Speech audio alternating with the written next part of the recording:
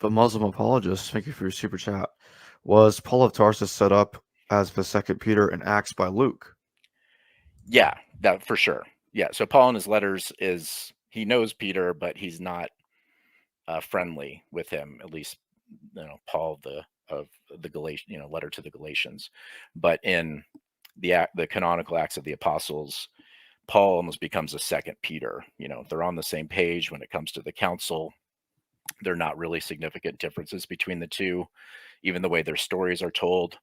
Peter's put in prison, then Paul is put in prison, right? They're all these, and then they both are like miraculously rescued, or rescued through government intervention or what have you. So, yeah, I think Acts of the Apostles is set up for us to think about Peter and Paul as on the same team, but almost as mirror images of each other. That they're both on like team apostle, and that there's no difference between the two.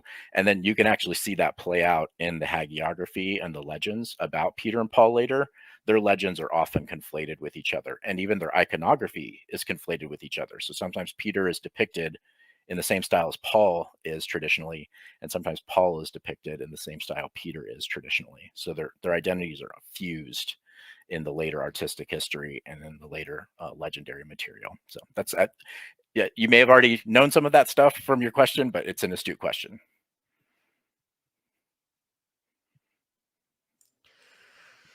So how much of Paul's letters have been redacted to conform to Acts? Yeah, that's a great question. I want to be part of a team of people who are looking at Marcion's letter, and then Marcion's Apostolicon, and then looking at all the differences, and then trying to gauge how much that changed.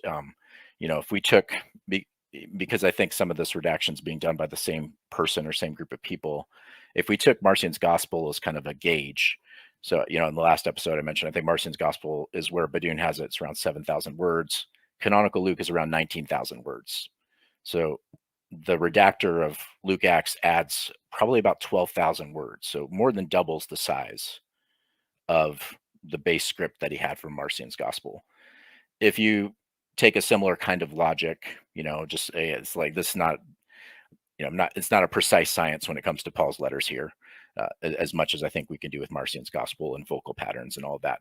But if we just took that as a rough estimate, maybe Paul's letters are doubling in size, or somewhere between doubling and tripling in size through the redactions. But that would be that's a great question for somebody like Jason Badun, who's gone through the Apostolicon and has established a text.